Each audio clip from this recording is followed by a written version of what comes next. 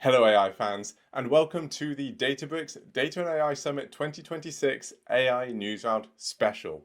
Wow, that was a mouthful, but what a month it has been. Data and AI Summit this month gave us so many new announcements for us to go through, and it is enough to quite frankly fill several videos worth of content. So that's exactly what's going to happen. We've got this news round going on. Simon's also going to come on the channel and go through some of his top picks for announcements. We also, if you saw that, had the live stream with Gabby and I going through a bit more of a Q&A style of some of our highlight announcements that we wanted to go through from an AI perspective.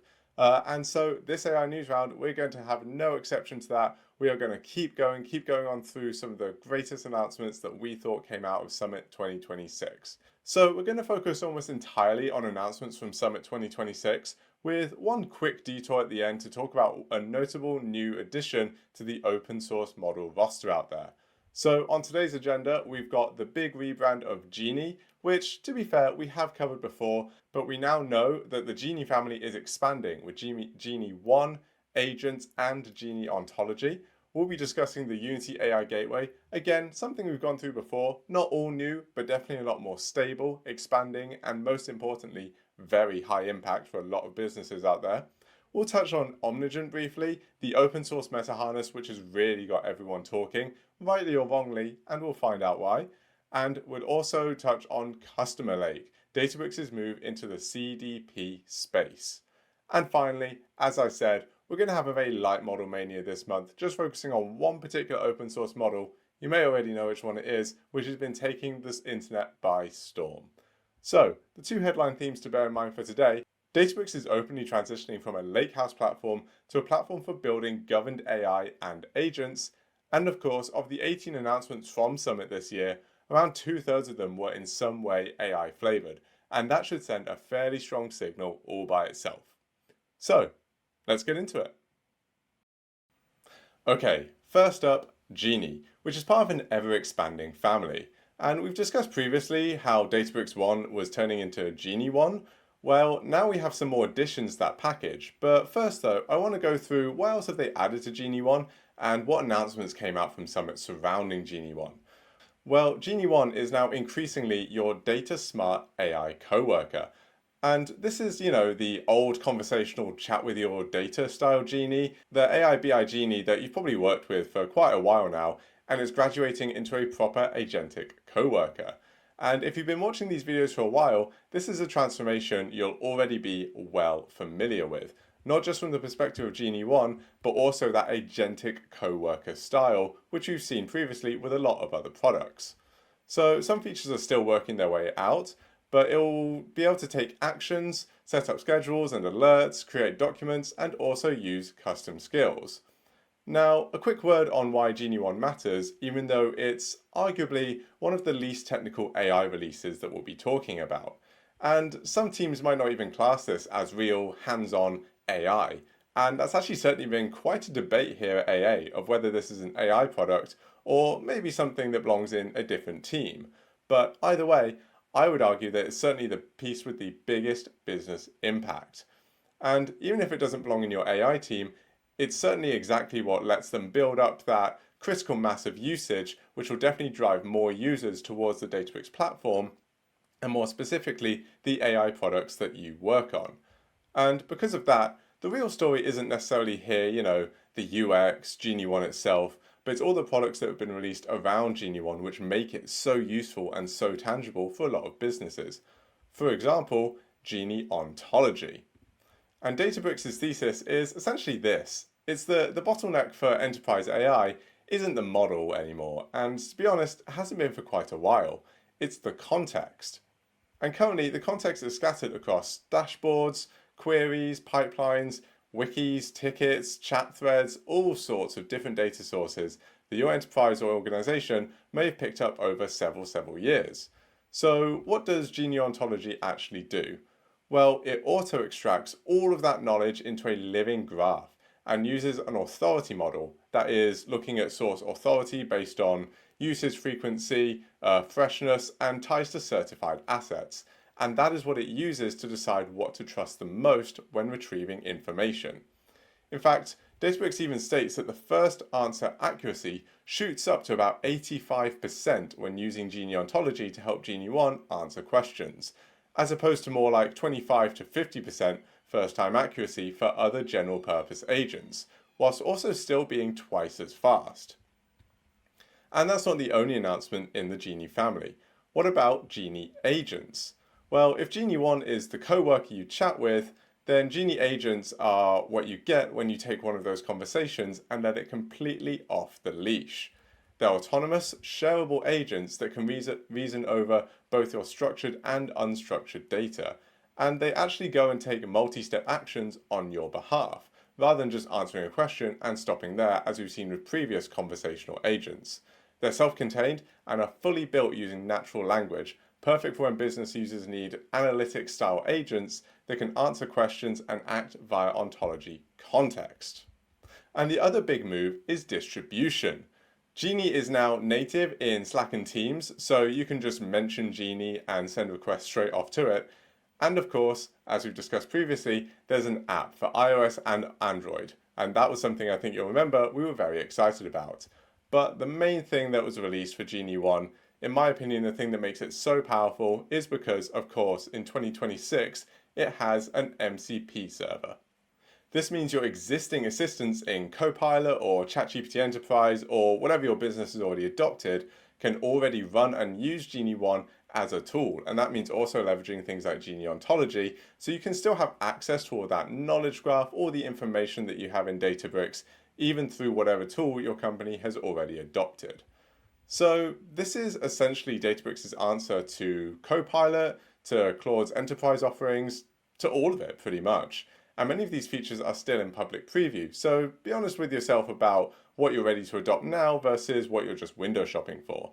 But I would definitely make sure that you check them out, because Genie 1 and all of the other Genie products are definitely going to grow and expand over the coming months. Okay, so next up we have the Unity AI Gateway and catalog updates. Now, this was probably the densest and most strategically important announcement of the entire summit, especially from a governance perspective, because of course we all love a good bit of governance. For example, the contextual service policies through Gateway are now in beta, which means admins can allow, deny, or require approvals on actions. Things like writing to a sensitive folder, pushing code to a repo, or touching regulated data. All things that your agents might be trying to do at some point.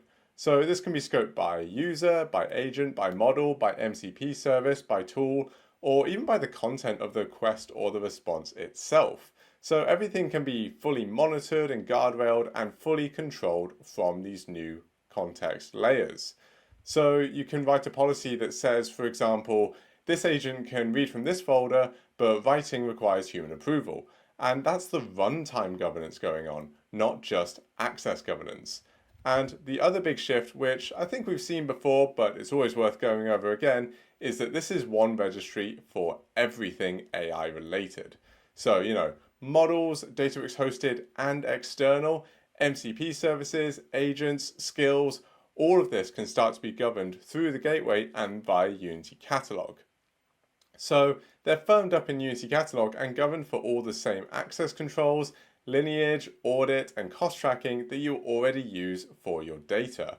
And don't make me tap the sign, but Databricks now ships managed MCP services. And some of them that have been highlighted already are for Google Drive, Jira, Confluence, Slack, GitHub, and SharePoint.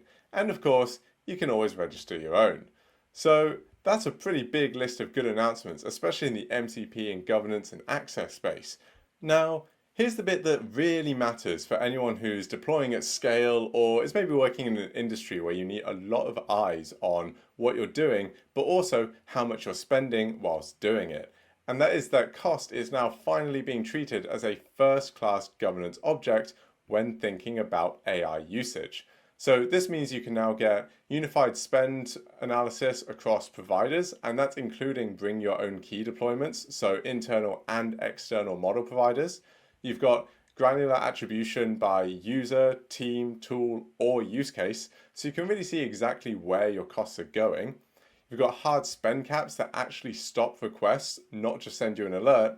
And you've got smart routing to differently send your traffic to different models, which is able to balance quality versus cost based on the task complexity. And, maybe not that last one, but a lot of these other tracking and analysis insights, yeah, sure, you could do them before, but it was a bit of a workaround. You had to fiddle with the system catalog and you had to build your own custom dashboards.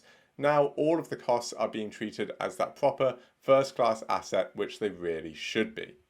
And for anyone who's built this sort of thing with something like APIM before, a lot of it might feel quite familiar, but it's a much more native experience inside the Databricks stack and has been designed to function like this from the ground up.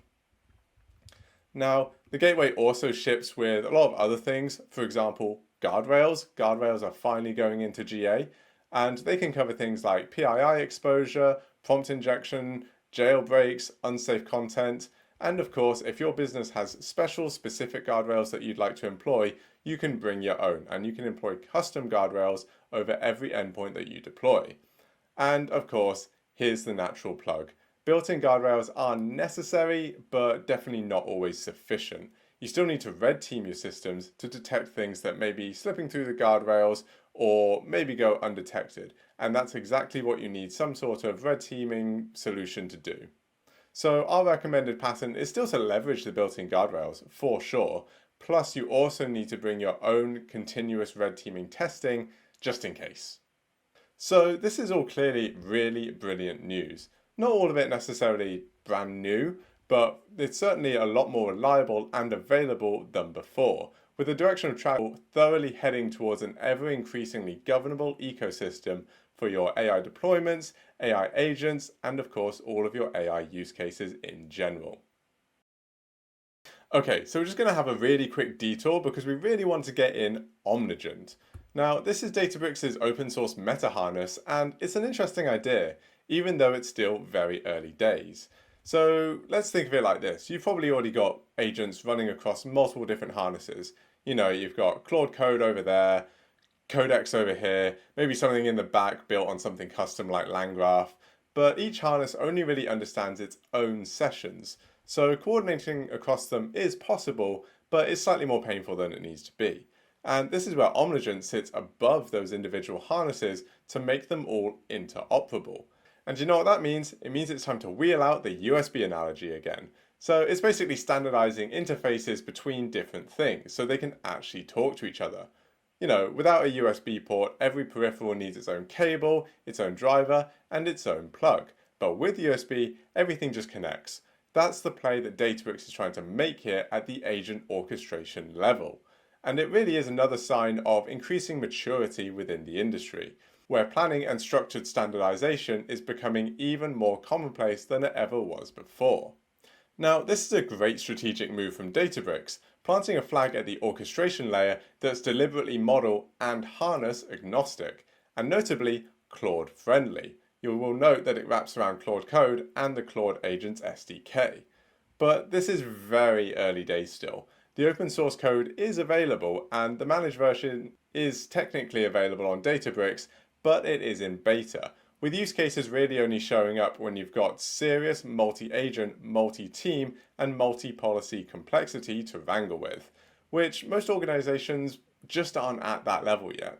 So this is definitely one to file under interesting to watch rather than deploy now. And we'll come back to it in the future, I'm sure, when there's been a lot more meat on the bones and developments, and we'll have seen where the industry manages to take it. Okay, next up, we've got the final thing that we're going to talk about from Summit today, I promise. And that is, of course, Customer Lake. So this is Databricks stepping into what's traditionally been the customer data platform territory, but of course with an agentic spin, built natively into the Lakehouse. So the architectural argument is the bit that really matters here, because traditional CDPs tend to work something a bit like this. You've got your data that lives in the warehouse or the lakehouse. Your CDP extracts it and then transforms it into a more marketing-friendly profile, and that is then pushed into campaign or marketing tech or MarTech tools. And that works, sure, but it has its drawbacks. It introduces latency, data duplication, inconsistency in governance, and a real gap between your analytics teams and your marketing teams starts to develop. So Customer Lake's pitch is essentially just don't move the data. Instead, embed the CDP into Databricks, govern it with Unity Catalog, and use Lakehouse Federation so teams can access trusted customer data without copying it or into another silo. So you're getting customer 360, identity resolution, audience building, campaign automation, activation, and personalization, all sitting in the same lakehouse where your customer data and AI models and governance already actually live.